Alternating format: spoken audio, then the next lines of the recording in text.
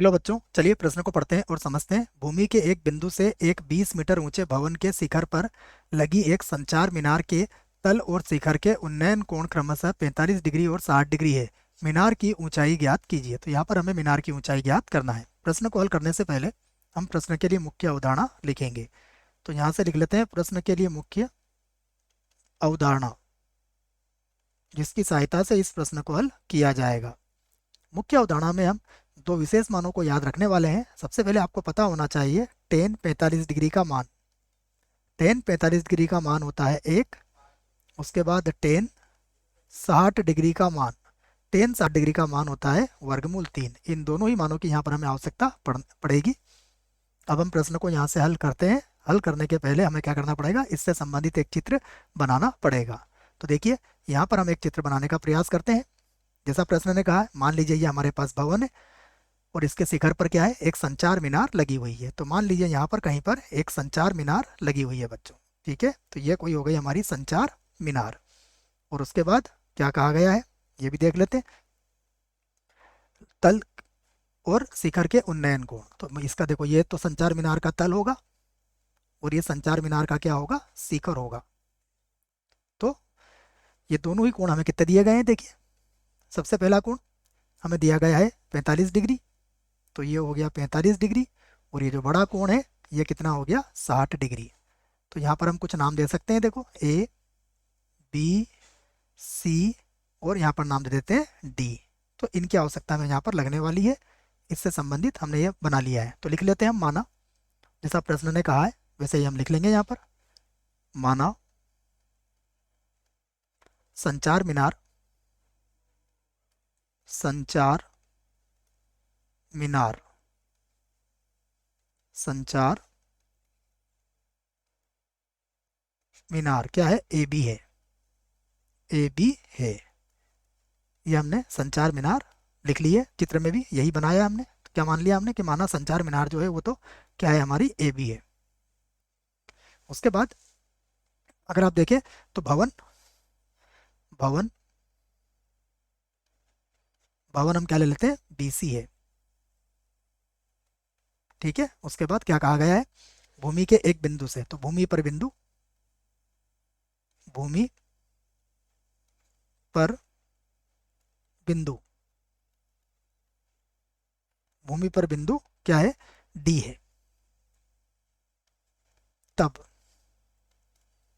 तब देखिए यहाँ पर आप मान ज्ञात कर सकते हैं। सबसे पहले आप क्या करेंगे, हमें क्या क्या दिया गया है, देखो एक तो बीसी दिया गया है। तो बीसी का मान लिख देता हूँ मैं।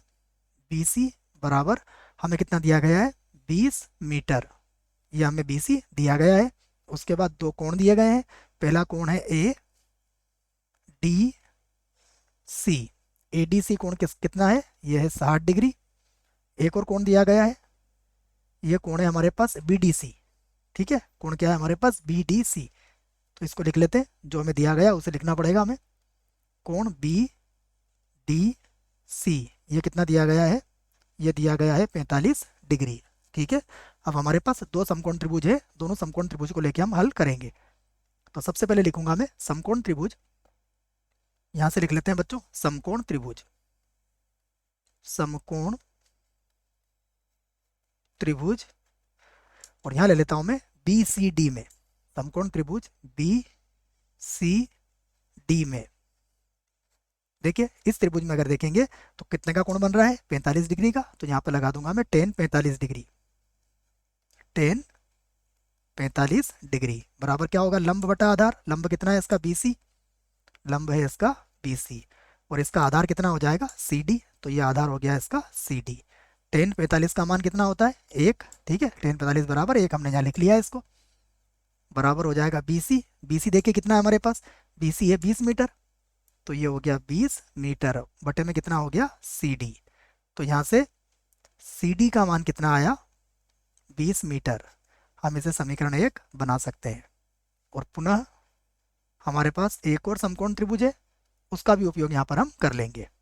अब समकोण त्रिभुज कौन सा लेंगे हम, ए सी डी में। तो पुनः समकोण त्रिभुज, समकोण त्रिभुज ए सी डी में, ए सी डी में। इस त्रिभुज में देखिएगा कितने का कोण बन रहा है, 60 डिग्री का। तो यहाँ पर लगा दूंगा मैं टेन 60 डिग्री। इसका लंब कितना होगा, देखो अगर लंब की बात करें तो इसका लंब होगा AC, तो लंब तो होगा इसका AC, और इसका आधार कितना हो जाएगा CD। टेन 60 का मान कितना होता है, वर्गमूल 3। AC, देखिए AC कितना हो जाएगा, ध्यान से देखिएगा, AC हो जाएगा हमारा AB plus BC। AB plus कितना हो जाएगा BC, और बटा CD देखिए कितना है, CD है हमारे पास 20। तो 20 को आप इधर गुणा कर लीजिए। AB का मान किसके बराबर है, या BC का मान है, कि हमारे पास देखो BC का मान है 20, तो ये हो जाएगा AB प्लस यहाँ पर हो जाएगा 20 और बराबर हो जाएगा 20 वर्गमूल 3। यहाँ पर आप 20 को भी बराबर के इधर ले आइए, तो यहाँ से आप इसको ऐसा लिख सकते हैं, AB बराबर 20 वर्गमूल 3 माइनस यहाँ हो जाएगा 20। तो यहाँ से आप क्या कर सकते हैं, 20 को कॉमन ले सकते हैं। तो AB बराबर हम 20 को कॉमन ले लेंगे तो क्या बचेगा, यहाँ बचेगा वर्गमूल 3 माइनस 1। तो AB बराबर ये तो हो गया 20, वर्गमूल 3 का मान कितना होता है, लगभग 1.732 होता है, तो ये माइनस 1 हो जाएगा। तो ये हो जाएगा AB बराबर, ये हो जाएगा 20 गुणा 0.732।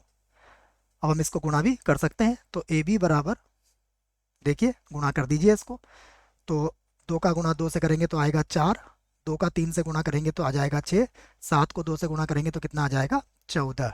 ठीक है, और 20 से गुणा कर रहे हैं तो एक जीरो लग जाएगी। अब 3 संख्या के बाद इसका दशमलव लगा दीजिए आप, तो ये 14.64 आ जाएगा। तो हम कह सकते हैं कि अतः प्रश्न में जो हमसे पूछा गया था उसका जवाब दे देते हैं हम। अतः संचार